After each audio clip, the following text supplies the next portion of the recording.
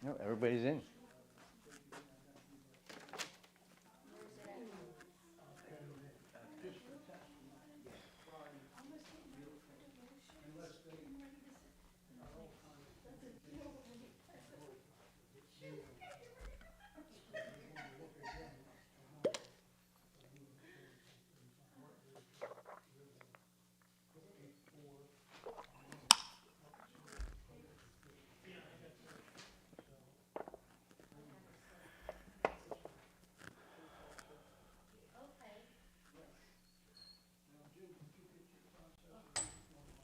Oh, there you are.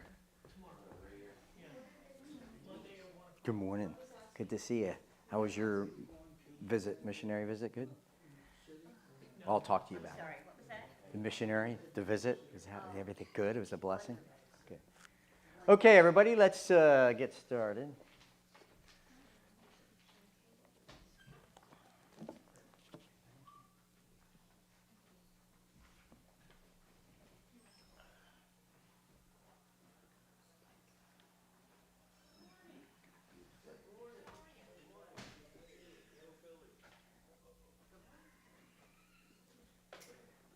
You supporting. Last night did not deter you. You're wearing your shirts today. Yeah. Yes. All right. George and Sharon are here. Good. I have you as an example today and as one of my examples, so I'm glad you're here.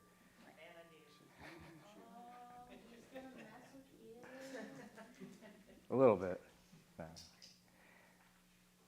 Dear Heavenly Father, just thank you for your word, and we're just thankful for these mornings. Like we can get together and worship and just dwell on your word. Think about the things that have gone on in the past, Lord, and we're just thankful that we have each other, that we have this church, and the ability and the freedoms to still worship in this country every Sunday, Lord. And I just pray that you will open up our hearts and minds to your word, to your truth.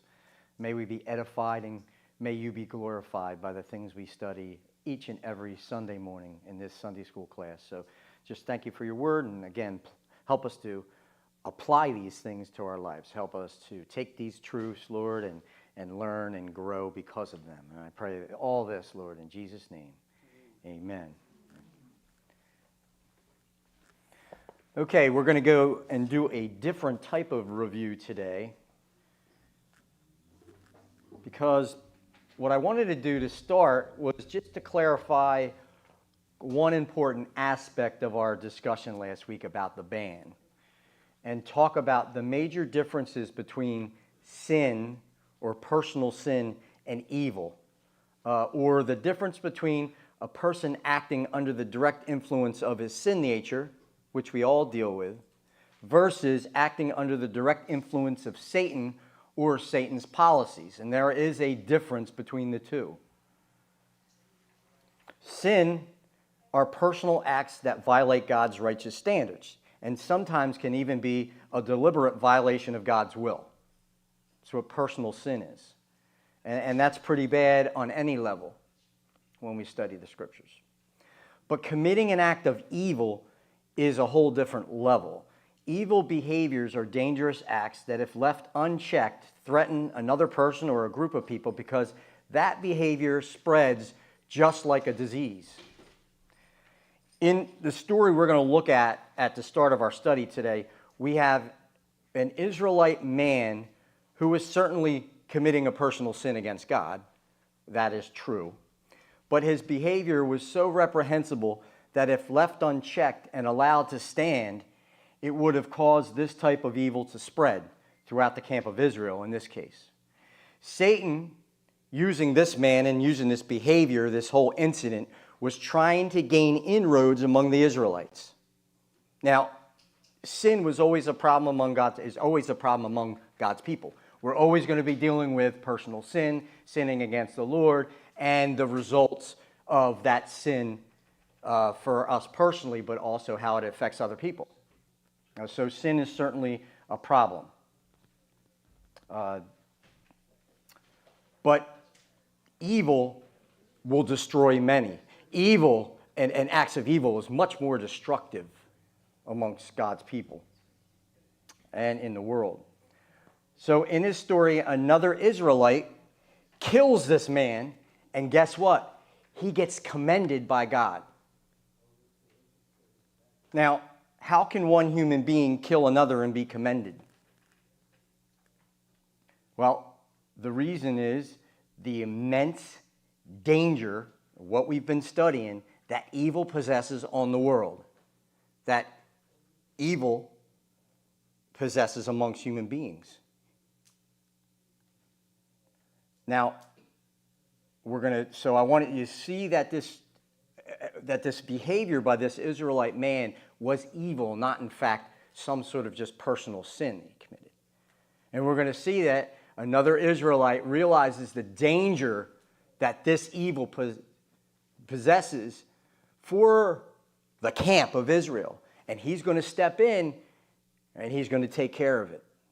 And again, he's commended by God. And it's the theme that the evil is so dangerous that it spreads like a disease and it has to be taken care of. And if it's not, Satan gains inroads.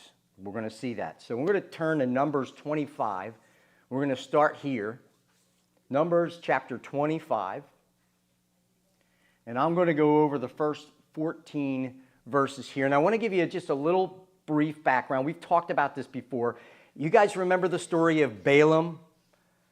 There's a guy named Balak, a king, who hated Israel, and this man was under the influence of Satan himself. And he wants Balaam to curse Israel, and Balaam tells him, I can't say anything that the Lord doesn't have me to say. And again, just to give you just a very, very brief overview, he brings him up over, has a view of the Israelite camp. He says, now go curse Israel for me. And Balaam tries, but the Lord says no. Instead, he blesses Israel. And so Balak, not getting it, says, well, let's go to a different mountain. So they go somewhere else. And Balak says, go to it. And Balaam says, I warn you, I can only say what the Lord has me to say. This is the case. And Balak says, okay. And then Balaam blesses Israel. And Balak's pulling his hair out, and he's upset. Let's go somewhere else. And this continues. And now when we read this story, we don't get the end result.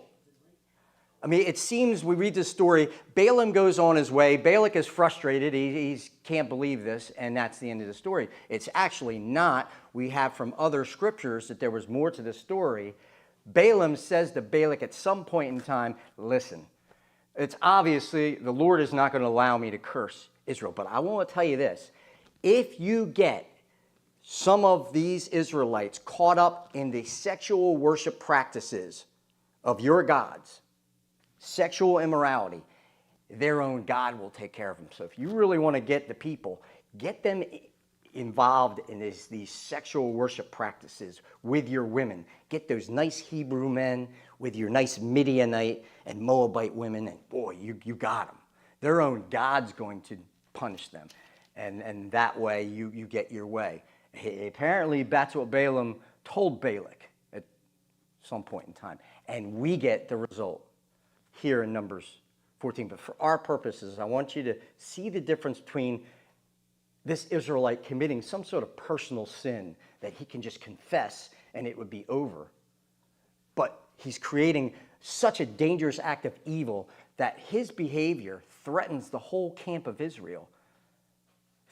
It's a major danger. And an Israelite steps in to solve the problem and was commended after he murders this Israelite man. And that's how dangerous that evil is. So here's our story. Chapter 25 of Numbers, verse 1.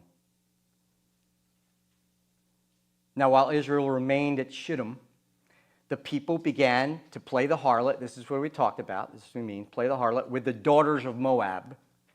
For they invited the people to the sacrifices of their God, and the people ate and bowed down to their gods. So Israel joined themselves to Baal of Peor, and the Lord was angry against Israel. And the Lord said to Moses, take all the leaders of the people and execute them in broad daylight before the Lord, so that the fierce anger of the Lord may be turned away from evil. In other words, this behavior was evil and threatened to spread, and it needed to be taken care of. So Moses said to the judges of Israel, each of you slay his men who have joined themselves to Baal of Peor. Then behold, now listen to this man's behavior. One of the sons of Israel came and brought his relative, a Midianite woman, in the sight of Moses and in the sight of all the congregations of the sons of Israel, why they were weeping at the doorway of the tent of meeting. So there was Moses standing there, and there was a section of Israelites who were actually repenting over the behavior and the awful things that were going on inside the camp. And in the midst of all this repenting, with Moses standing there, an Israelite male does this. He brings a Midianite woman in the sight of the camp and in front of Moses. Now when Phinehas, the son of Eleazar, this is Aaron's grandson, the son of Aaron, the priest, saw it, he arose from the midst of the congregation and took a spear in his hand. And after he went after the man of Israel into the tent and pierced both of them through. Now, this is PG-13, so I want you to understand how you can take a spear and pierce two people through, right? They were involved in an act that I don't have to really clarify, right? The man of Israel and the woman, so he pierced them through the body, so the plague on the sons of Israel was checked. Phinehas, the grandson of Eleazar, the priest. Those who died by the plague were 24,000. Then the Lord spoke to Moses, saying, Phinehas, the son of Eleazar, the son of Aaron the priest, has turned away my wrath from the sons of Israel, in that he was jealous with my jealousy among them, so that I did not destroy the sons of Israel in my jealousy.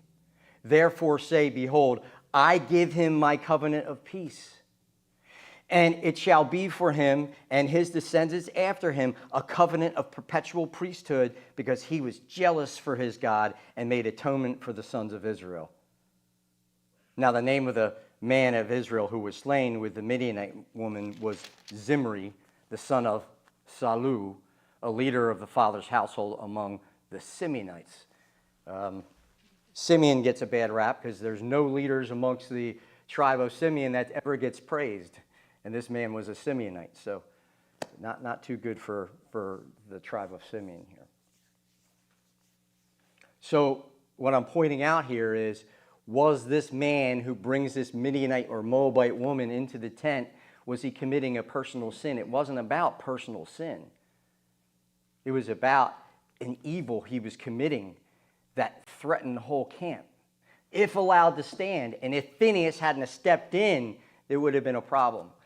This action and behavior was done in front of Moses. That's why the author mentions that, Moses himself. That Moses was standing there. It was so bold and brash and awful that he didn't care what Moses thought. He just walked right into the camp and was going to do his deed and didn't really care what anybody thought. That's evil. And evil has to be dealt with in a certain way. And I said murder, but I meant killed. He didn't murder the man. It's a little bit different talking about morality. He killed the man because he couldn't allow it to stand. And then the Lord commended him. Now the Apostle John, through the Holy Spirit, says the same thing when speaking about the very first murder. He says this. This is 1 John 3:12. For this is the message which you have heard from the beginning, that we should love one another. Not as Cain, who was of the evil one and slew his brother. And for what reason did he slay him? Listen to what John tells us. Because his deeds were evil. It wasn't a matter of his personal sin. Cain's deeds were evil. And his brothers were righteous. See, the first murder occurred because Cain was under the direct influence of Satan. Likewise, and what does this have to do, and what am I driving at? Likewise, understand, the influence of Satan was firmly entrenched among the Amalekites, so that they became dangerous instruments of his and were a threat to Israel. And guess what? a threat to Israel is a threat to the Son who comes out of Israel. And that's the point. So anybody that threatens the existence of Israel in any way has to be put down. Because the Son comes out of Israel, the Messiah. So let's begin our study, and we're going to look at page 4 in our notes. I thought it important that we just establish certain things because the first 3 verses of this chapter we're going to get hit. And I want you to really be prepared. And I hope it wasn't like beating a dead horse, but I hope I gave it enough of play here, enough discussion here so we're understanding why it was so important to deal with the Amalekites. The difference between personal sin and evil here. We are on page 4 of the notes. If you do not have last week's notes, they are in the back. I'm going to read the first 3 verses, and we're going to stay right here in the beginning of first 3 verses of chapter 15. The Amalekites are placed under the ban. Here's the first 3 verses. Then Samuel said to Saul, "The Lord sent me to anoint you as king over the people, over Israel. Now therefore listen to the words of the Lord. Thus says the Lord of hosts, Yehovah Zebaot. I will punish Amalek for what he did to Israel, how he set himself against him on the way while he was coming up from Israel. Now go and strike Amalek and utterly destroy," that's the ban, that's the language, "and utterly destroy all that he has, and do not spare him, but put to death," here we go, this is tough, "both man and woman, child and infant, ox and sheep, camel and donkey." Everything is under the ban. Now, it's been possibly several years since the battle at Michmash Pass, which was the last major incident we had.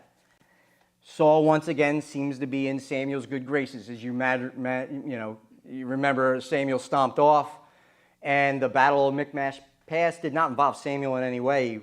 He was conspicuously missing. So they seem to be talking again. And if there had been several years of relative peace for Saul and his fellow Israelites, probably was the case, this was coming to an end in chapter 15.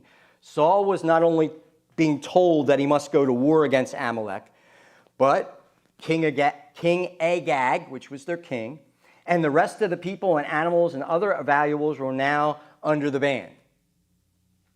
Now, because of Saul's utter failure to obey the Lord in this chapter, one might think, unless they make a close inspection, it might be under the impression that he just simply didn't understand the terms of the ban.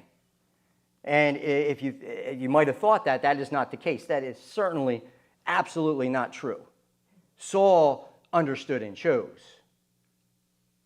But why? Why put the Amalekites under the ban in the first place? Now, yes, in the center hub of this whole issue is evil. You have the word evil. They were put under the ban because of evil and the spread of evil and their determination to destroy Israel and Satan's part in the plan to destroy Israel. But what I'm going to go over right now is the details. How did that evil come out in time? How is it displayed by the Amalekites?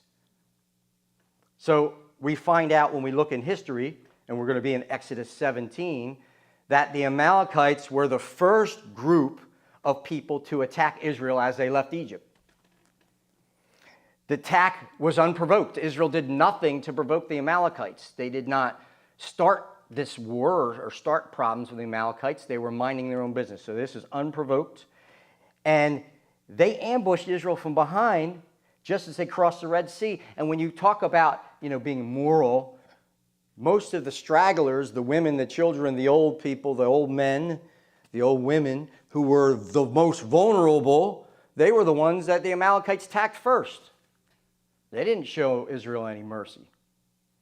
It says in Exodus 17, 8 through 14. Did you have that? Yep. Then Amalek came and fought against Israel at Rephidim. So Moses said to Joshua, and you might remember this story, "Choose men for us and go out and fight against Amalek." Tomorrow I will station myself up on the top of the hill with the staff of God in my hand. And Joshua did as Moses told him and fought against Amalek. And Moses, Aaron, and Hur, and many people think that this is Miriam's husband, Moses and Aaron's brother-in-law. We're not sure. Well, they went up to the top of the hill, the three of them. So it came about when Moses held his hands up that Israel prevailed. And when he let his hands down, why would he put his hands down? If Israel's prevailing, why would he put his hands down? Tired. And when he put his hand down, Amalek prevailed. But Moses' hands were heavy. Then they took a stone and they put it under him, that makeshift chair. They gave him a chair, and he sat down, right, a stone, and put it under him. And he sat on it, and Aaron and Hur supported his hands. They held him up. They grabbed his hands, they held him up themselves. One on one side, one on the other. Thus his hands were steady until the sun set. So, it's not like, Moses is a weakling. You can't hold your hands up for 30 minutes. It was a long day. So they held his hands up until the sun set. So Joshua overwhelmed Amalek and his people with the edge of the sword. And then the Lord says this to Moses: write this in a book as a memorial and recite it to Joshua, that I will utterly blot out the memory of Amalek from under heaven. Right? This was the prediction. This is a prophecy. All right? So they were already judged by the Lord. This battle didn't totally annihilate the Amalekites, but it will occur in the future with Joshua. So Moses does write more about this. Moses reminds them of their duty to wipe out the Amalekites once they entered the promised land. He says this in Deuteronomy 25, 17 through 19. Remember what Amalek did to you along the way when you came out of Egypt, how he met you along the way and attacked you among the stragglers at your rear, the most vulnerable, when you were faint and weary and did not fear God. And I put there evil. They did not fear God. Their behavior was driven by Satan himself. Therefore, it shall come about when the Lord your God has given you rest from all your surrounding enemies in the land which the Lord your God gives you as an inheritance to possess, you shall blot out the memory of Amalek from under heaven. You must not forget. Now, the destruction of Amalek was not some sort of divine revenge because they mistreated Israel. It's funny how some people take God as throwing a hissy fit in heaven and just, reacting in some way that is human in nature. It's just ridiculous. This is not divine revenge of some sort, but it was certainly judgment. The judgment was made. The judgment was already rendered back before they even made it into the promised land. The judge of all the earth, our God, the judge of all the earth, had seen the wickedness of Amalek and the inroads Satan had made. They have always been a symbol of evil in Israel. Evil and the flesh. And Mary brought that out, right? We talk about that. Amalek became a symbol of evil, became a symbol of the flesh, something that Israel was to avoid. Saul and his army in this chapter were the instruments of God's judgment, and he's fulfilling the prophecy. Saul was giving the great privilege of fulfilling these prophecies against Amalek here in this chapter. It was vitally important that Saul obey God in this. Vitally important. This was an important mission. Saul was to kill the king of Amalek along with every other animal, human and animal, in their cities. He was not to take spoil, neither to let his men take one as well. This was Saul's marching orders before he even went out. I want you to understand that.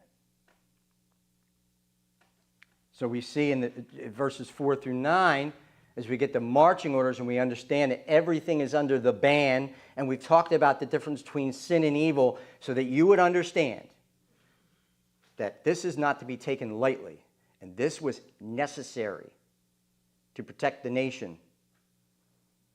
And then it was of utmost importance to Saul, or it should have been, to follow the Lord. Do what the Lord said. This is an important mission, Saul. But Saul blatantly disobeyed. Verses 4 through 9. Then Saul summoned the people and numbered them in Telaim, 2,000 foot soldiers and 10,000 men of Judah. And Saul came to the city of Amalek and set an ambush in a valley.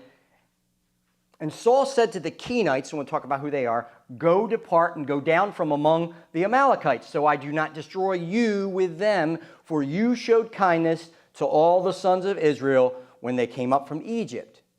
So the Kenites departed from among the Amalekites. So Saul defeated the Amalekites from Havilah. I'm not sure where that is. It's in the south. As you go to Shur, we know a little bit more of where Shur is. It's very, very close to Egypt, which is east of Egypt. He captured Agag, the king of the Amalekites, alive, and utterly destroyed all the people with the edge of the sword. But Saul and the people spared Agag and the best of the sheep, the oxen, the fatlings, the lambs, and all that was good, and were not willing. Will. Isn't that human will? They were not willing to destroy them utterly, but everything despised and worthless because it really held no value. Well, they utterly destroyed that. They utterly destroyed. Now, this territory of the Amalekites was far to the south. I have a map. Indeed, you can bring that map up, the very first one. We go all the way to the south. As a matter of fact, the Amalekite territory may have extended into the south of Judah's territory and overlapped a little bit. And we see the basic idea of where the Amalekites were. Right there, Telaim, the very south side of the Dead Sea, that's all Judah's territory. And so there we have the Kenites who lived among the tribe of Judah, but we have that. And they were on the border of the territory south of Judah, but they also extended in a little bit. And Saul did as instructed. He gathered his men and numbered them in a place called Telaim, and that's the idea in the red dot. Telaim is somewhere there at the very bottom of the Dead Sea. Telaim was thought to be about 35 miles south of Hebron. We'll talk about Hebron as a southern city in Israel. Now, his army ballooned to 210,000 soldiers. Right? So, and I want you to make note of this as I keep making mention of how there's these little hints the author throws in, Samuel throws in about this division.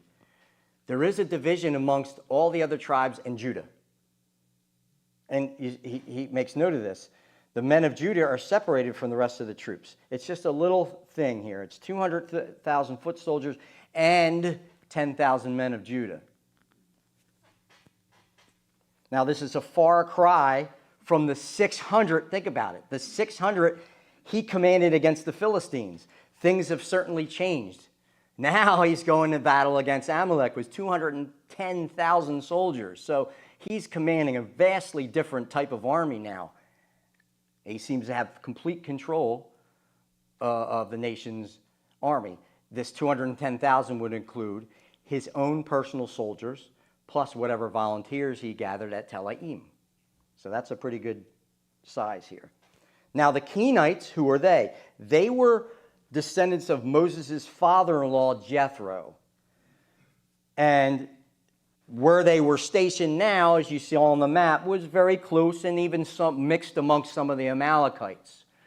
All right, so these are the Kenites. Now Judges chapter 1 talks about how they settled in the tribal territory of Judah. Now, on Wednesday night, Jim is taking us through the book of Deuteronomy, and we actually talked about, didn't we talk about Jethro? Jethro made what suggestion to Moses? That he picked judges for himself, right? So Jethro was a very good influence on Moses. Him and his people, his descendants, stayed with Israel then. And they became what called the Kenites. So this is Judges chapter 1. It says, bottom of page 5 of your notes, the descendants of the Kenite, Moses' father-in-law, went up from the city of palms, which is Jericho, with the sons of Judah to the wilderness of Judah, which is in the south of Arad, and we saw where that was, and they went and lived among the people. So they went and lived in the tribal territory of Judah. And that's what Judges chapter 1, verse 16 tells us. Saul actually states that the Kenites were given this courtesy. He warns them because they showed kindness to Israel since the days he left Israel. Now, he uses a word that we're going to go over again today if we get to it, but the word hesed. Now, in English, we say hesed because we don't usually speak, with the Hebrew tongue, but it's actually chesed. You got to get that in there. So if you want to say it properly, it's hesed, but we say hesed. We just use the H. It's a little easier. So that means loyalty, great acts of kindness and mercy. In other words, he attributed hesed between the Kenites and Israel, and it means this: the Kenites were highly regarded by both God and Israel as genuine friends who deeply cared, showed hesed for Israel. They deeply cared for Israel's well-being. And so Saul says to them, you need to leave your area. I don't want you to be, to get caught in the crossfires. And so they were given the warning. He gave them a little bit of time to leave the area, to be safe, get women and children out, and then he went and attacked the Amalekites. And this was given because of Jethro and because of the great relationship that the Kenites had with Israel. Now, once those Kenites got out of harm's way, anyway, actually, take a look at the map. Just want you to take a look at the map. You see the Kenites listed on the map. You see Amalek extended all the way down, and you can kind of see the blue line of where Saul would have come from, the tribal territory of Benjamin. You see Gilgal, you see Ramah, you see Gibeah, and if you follow that past, you see Hebron. All right, so what you would have done is, that Jerusalem is in the very south of Benjamin's territory. So Saul's army would have traveled past Jerusalem. And as they passed Jerusalem, they would still be in their own tribal territory of Benjamin. Once they went around Jerusalem and went south of Jerusalem, they would have been automatically into Judah's territory, and they would have continued, and they would have went past a town called Bethlehem. We know that town, right? A little town of Bethlehem, about 5 miles south of Jerusalem. And they would have skirted around Bethlehem, and you could see as they go further south, they hit Hebron, then Ziph, and then we're going to see a city called Carmel. About 7 to 10 miles south of Hebron, there's Carmel. That's going to come into play a little bit later on. And of course, he would have went through, would have warned the Kenites. Of course, on this map, we don't have Tel Aim, but it's somewhere south in and around close to the Kenite territory. And then he would have attacked Amalek. And Shur is off the map. You keep going past Kadesh Barnea. You see Kadesh Barnea there, and he would have went and would have continued on. So look how big that area is that he's attacking Amalek. This is not just a small battle of a couple different cities. This is a major campaign. Anyway, Saul began to attack the Amalekites at a place called Havilah. And it's not listed. We're not sure where that is, but it's in the south there. And he continued south with great success. And he did utterly destroy the people. But what did Saul do wrong? Yeah, he didn't fully obey, right? I mean, he did utterly destroy the people, out of his own words. But Saul and his troops spared Agag, that was problem number one, and the best of the sheep, the oxen, the fatlings, the lambs, and all that was good, and were not willing to destroy them utterly. It's kind of odd. Why would he spare the best of the animals? Why would he spare the king? Why would he do such a thing? Now, would it be safe to say that it was too much of a waste to destroy such valuable livestock? And thinking, what could Saul be thinking, the people be thinking? Bringing the king of the Amalekites out alive was a notch on Saul's belt. It would present him as a capable leader and ensuring a parade of this king as a public exhibition of his military prowess. And we get the idea of that in this passage. There was a reason why. I mean, there's no other reason to keep Agag alive. He wasn't going to get any promises. He wasn't going to get any extra land. He wasn't after that. It just seems like this is the parade of a defeated enemy king. was a part of Saul's pride. A notch on his belt reflected on him. And we'll see a little bit of that. It would represent him as this capable military leader. And we get this idea of Saul's pride because then he goes back through at Carmel and he puts up a monument he will build for himself at Carmel. And this is not Mount Carmel, but this is Carmel, and that town exists in the tribal territory of Judah, the Carmel in Judah. Now, next week, of course, becomes this week, we will see what God has to say about Saul's disobedience. So I ask you to read ahead. All right, let's look at, and I'm going to read verses 10 to 21. And before we move on to the new notes, you should have the new notes. So the Lord rejects Saul as king. Does anybody have any questions or comments about the first 9 verses of chapter 15 before we move on? Jim. I never had a question. So the map before this showed the Dead Sea. Hold on, Jim. There you go.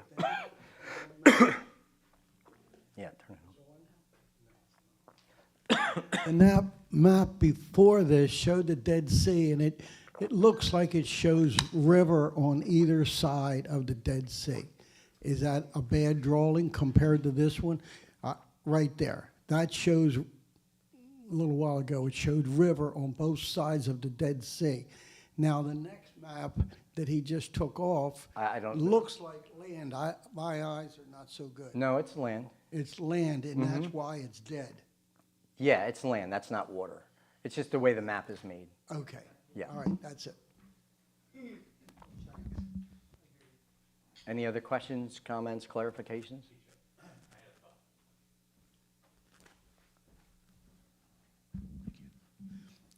Talking about Saul and his why he saved the king here made me think of when David and the people were singing the songs and the impact that had on Saul. Saul has slain his thousands, David his tens of thousands. Yes. I'm wondering if this is like, okay, I'm going to make up for that, and they're going to be singing about me this time, and I'm going to parade this guy, and they're going to be singing my songs and forget David. I'm just wondering if that was a part of what his It wouldn't have came in play here because that happens in the future. That hasn't happened yet. Oh, okay. Yeah, David isn't even on the scene. Well, yet. in God's divine providence. Yes, yes. And yeah, absolutely. But yeah, good thought though. Yes, it seems, of course, Saul has an ego problem. We're going to talk a little bit about that, right? He wants to get the glory, and there is a prideful thing to parade a defeated enemy king in front of all, and to sing songs and to accept that adulation. So to your point, Deej, yeah, Saul's very prideful. I mean, we all are, of course, like we all have pride. And that song struck Saul's pride, to your point. I mean, when they started singing about David and he was attributed more to more men and with greater military prowess, I mean, that struck really hard and hit Saul hard. So it was a problem. So good to your point.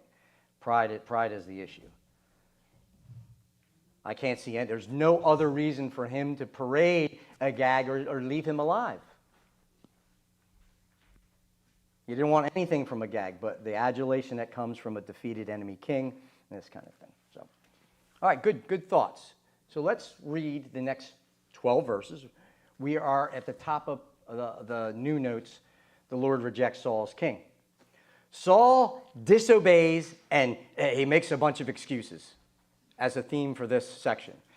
Then the word of the Lord came to Samuel, saying, I regret that I have made Saul king, for he has turned his back from following me, and, number 2, has not carried out my commandments. And Samuel was distressed and cried out to the Lord all night.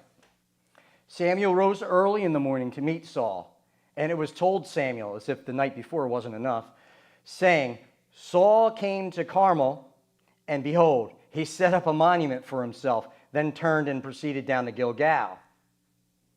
Now Samuel came to Saul at Gilgal, and Saul said to him, Blessed are you of the Lord. I have carried out the commandment of the Lord. Sheesh.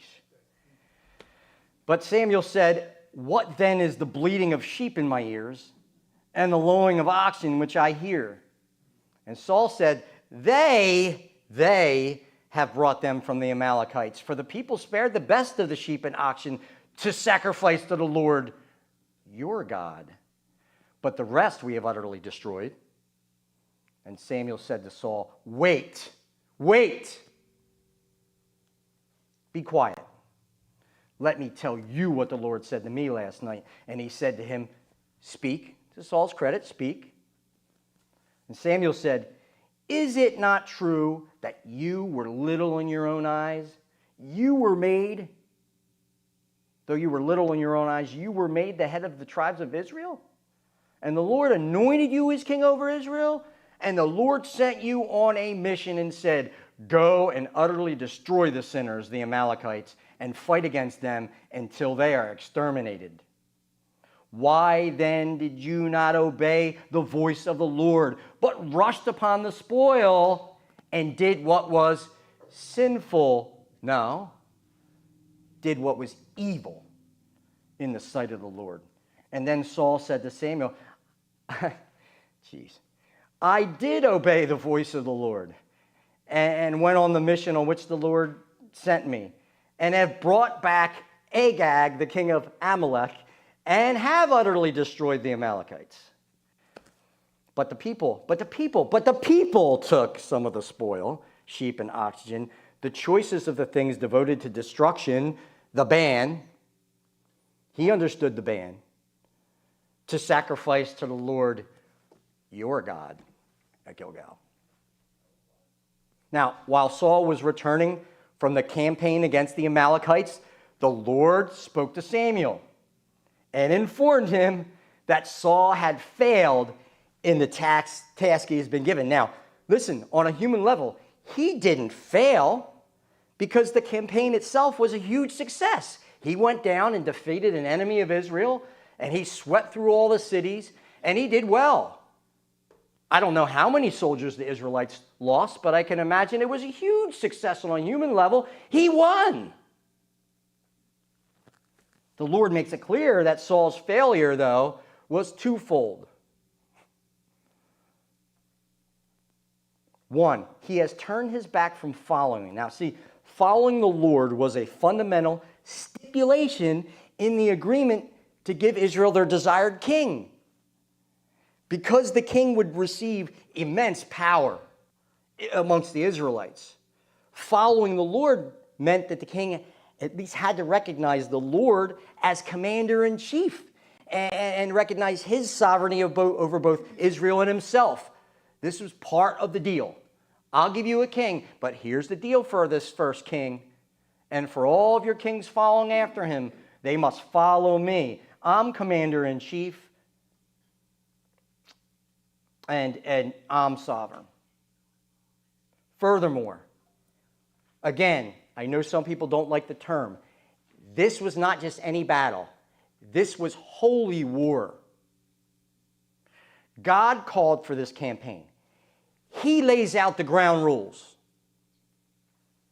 Instead of following the Lord, I guess this is what Saul thought. The Lord was to follow him. That's why he failed in this first part. The Lord was to follow him. He's commander-in-chief. He's in charge, apparently. 2, he has not carried out my commandments. Saul disobeyed direct orders coming from the commander-in-chief. He defied the direct, known will of God. And we talked about this. He understood this was holy war. He understood they were under the ban. He even said it himself when he used the word destruction. Now, remember this warning spoken by Samuel to Saul and the people several years earlier. This is in 1 Samuel chapter 12. The Lord says this straight out. If you will fear the Lord and serve him and listen to his voice and not rebel against the commandment of the Lord, then both you and also the king who reigns over you will follow the Lord your God. You will be blessed. Look at the words there in that verse. Saul does the exact opposite. The exact opposite of every single phrase in that chapter. It seems like he was intent on doing everything the wrong way. He didn't fear the Lord. He didn't serve him. He didn't listen to his voice. He did rebel against the commandment of the Lord. And he certainly didn't follow the Lord. He failed in the most basic of functions for a king of Israel. And now his judgment is he's going to be rejected.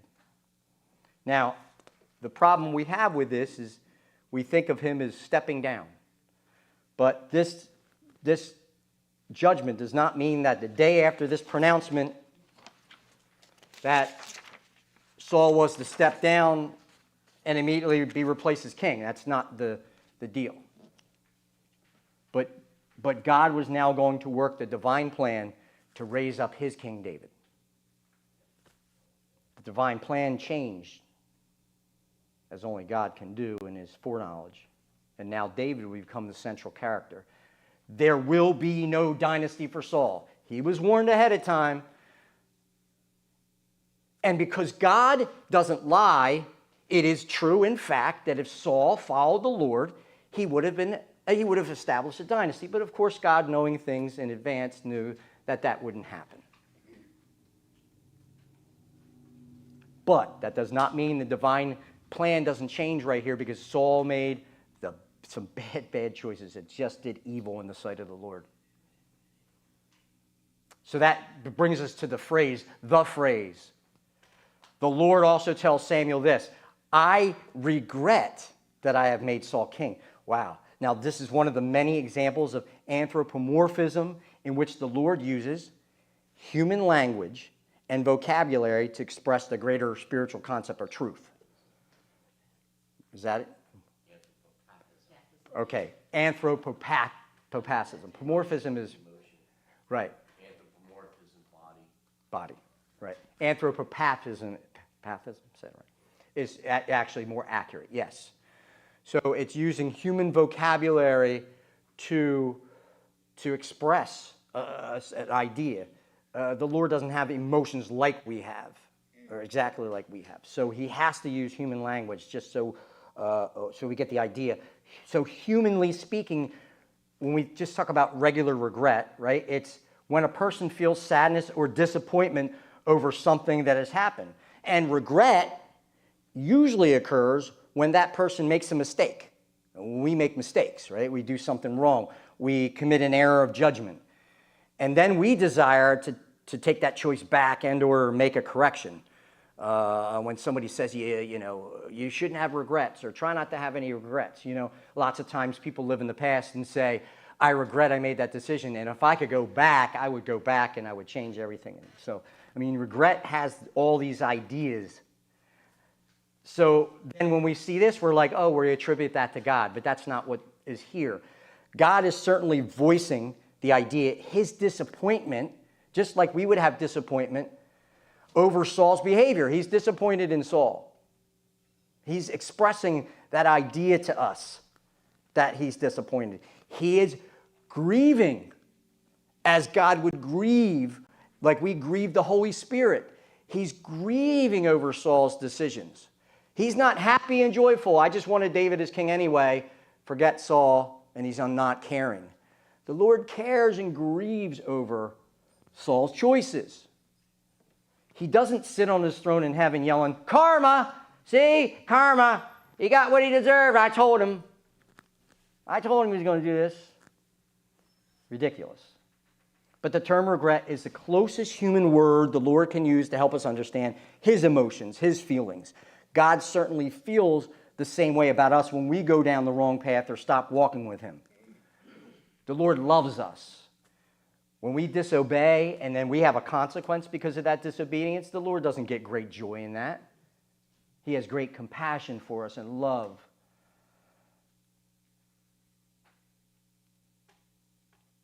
But he wasn't caught off guard or surprised like regret can be. Oh, I didn't see that coming. He certainly didn't make a mistake. And he is incapable of making an error in judgment. Incapable. in his essence and character. Regret does not mean God is saying, whoops, maybe I shouldn't have made him king after all. I mean, kind of didn't see that coming. No. He is simply expressing the fact that the divine plan is adjusted, and now it includes the rejection of Saul as king. He would have blessed Saul if he had remained faithful. That's another fact that I just brought up. He would have blessed Saul if he remained faithful. Now, the Lord could no longer use Saul. And Samuel understood this statement and all its implications. Samuel knew exactly what the Lord was saying by this rejection, that he regretted to make Saul king. Samuel is so disturbed by what he hears that he cried out to the Lord all night. Now, the Hebrew word, again, hara, but if we say it in Hebrew, hara, got to get that in there. Hara, or hara, indicates that Samuel. All right, sorry. I get all geeked up over the language. Just you're sitting close to me, you might get sprayed. Hara, let's say hara. Make it easy on us. But it's not, I can't believe it. He's burning with anger. That's what that word means. When the Lord gives him this information, he's mad. He's piping hot. Think about what has happened and what is at stake. Why would Samuel be so mad rather than, like, let's say, sad? Samuel didn't want Israel to have a king. Remember. If he had had his way, things would have remained the same. He didn't want a king in the first place. He was more than happy to have things remain as they were. But God stepped in and told him, do as the people ask. And despite his misgivings, he followed the Lord. Okay, Lord, you're the boss. And he followed the Lord. As a matter of fact, and I see this in Samuel, that once Samuel was on board, to his credit, he became Saul's biggest proponent and defender. And this is a tribute to his character. He was now in Saul's corner and a big supporter of Saul.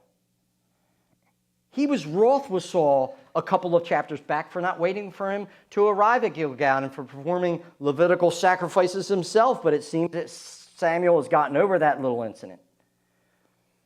But he's supporter of Saul. He was now on board. Now hearing about Saul's utter disregard of the Lord's explicit instruction has incensed Samuel. And because of that, needless to say, right, he didn't get much sleep that night. He didn't sleep very well that night. He did a lot of tossing and turning, realizing that after all this, after all that he did, after all that they did to get this king and put this king in place, and now we have all these moving parts and this whole change in Israel's political structure, now this happens. The implications did not just involve, and possibly was involving in his own mind, a possible instability in the nation, now that Saul was under judgment and rejected. But also Samuel had poured much time and effort into Saul. Look, if you've ever been a supervisor or worked, somewhere where you hire somebody and you train them for a couple of days and you get them all trained and ready to go, and then they start failing as an employee, you probably understand the frustration here. The company invested hours and hours and hours of training for you just to call out all the time or whatever it might be. All this time poured into Saul for him to just blow it like this. Now, on top of that, he was going to be the bearer of bad news. He was going to have to confront Saul himself. When Samuel awoke in the morning, he received more bad news, as if what he heard during his sleepless night was enough.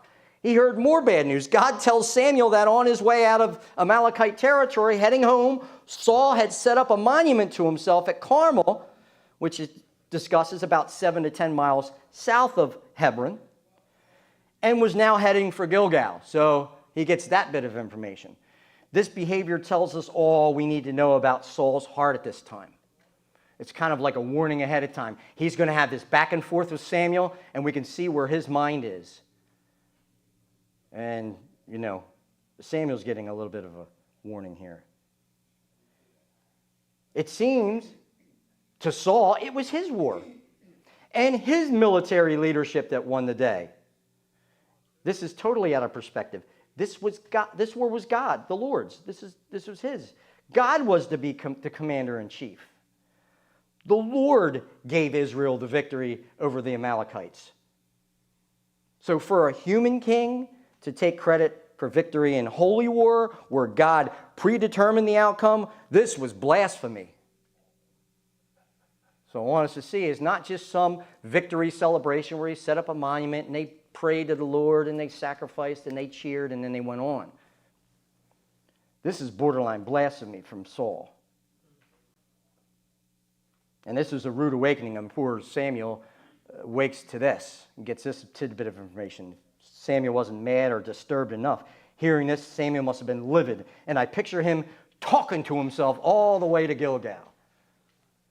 All the way. Oh, can't believe this. After he made him king, the whole way Samuel talking to himself. He can't believe this. Now, by attributing this skewed perspective to Saul, we could come to some certain conclusions as to his attitude. And like DJ brought these attitudes out when we talked about this. But just think about this. Well, how about this? That as a payment for such a great victory, Saul believed he had every right to keep the best of the spoils, despite the Lord's explicit instructions. They were due to him and his people. He was well within his rights to participate in a victory celebration in which the defeated enemy king would be put on display. He had good reason in erecting a monument to commemorate such a glorious accomplishment. In this scenario, Saul was no longer subordinate to Jehovah as an instrument of his judgment, because we remember Saul and his army were an instrument of Jehovah's judgment, of his judgments against the Amalekites. But rather, he had become the one in charge of events.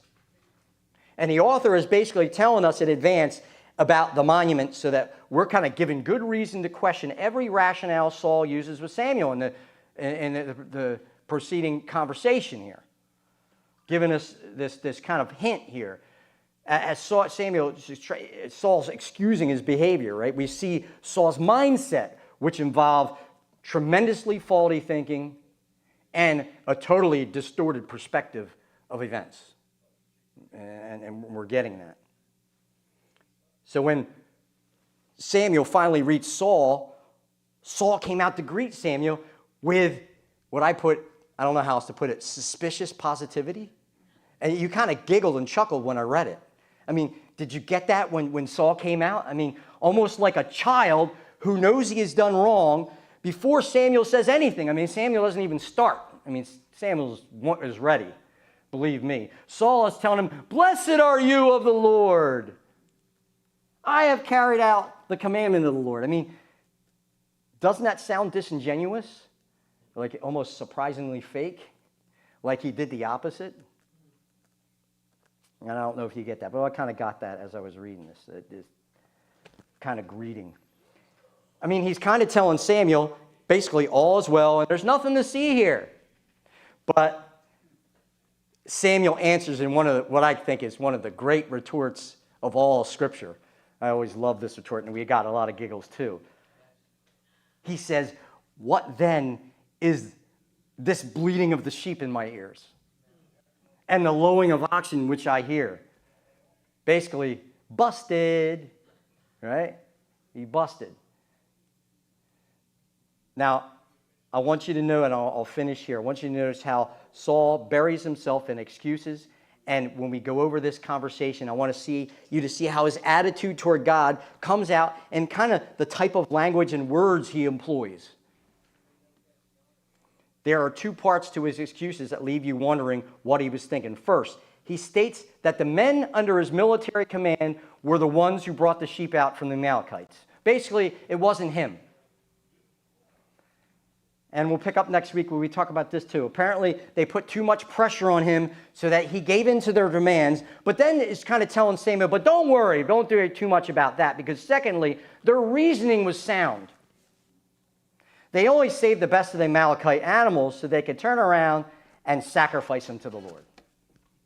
So, we didn't exactly obey the commandment of the Lord, but it was with good reasoning. So first, I didn't take them. It really wasn't me, it was the people. Throws them under the bus. And then secondly, it was for a good cause. We're going to sacrifice those to the Lord. And we're going to explore those two kind of like reasonings next week, and we'll pick up at the bottom of page 3. You can certainly read ahead, and we'll stop there for today because we ran out of time. So we'll pick it up with this discussion in Gilgal between Samuel and Saul and how he's going to make excuses for his behavior, and we want to see how that turns out. Make sure you read ahead. Read ahead, probably we'll finish chapter 15 next week, finish these notes and finish chapter 15 next week. Dear Heavenly Father, just thank you for your word, and just thank you for the faithfulness of your people to come out every Sunday morning, every Sunday to hear your word and to grow and to fellowship with one another. I pray that this will be a day of fellowship. I pray this will be a day of growth for all of us, Lord. Help us to continue again to apply every single principle we hear, everything that we hear during our Sunday morning adult Sunday school class, and all during regular service, Lord. All the stuff that we're hearing on Sundays, I pray that we take these things, we apply them to our life. We wear them like a garment. We notice everything that the Scriptures tell us about your personal character, and that it would make a difference in our lives and our personal walk with you, Lord. And so pray for growth for each one here, each one watching at home, that we continue to grow separately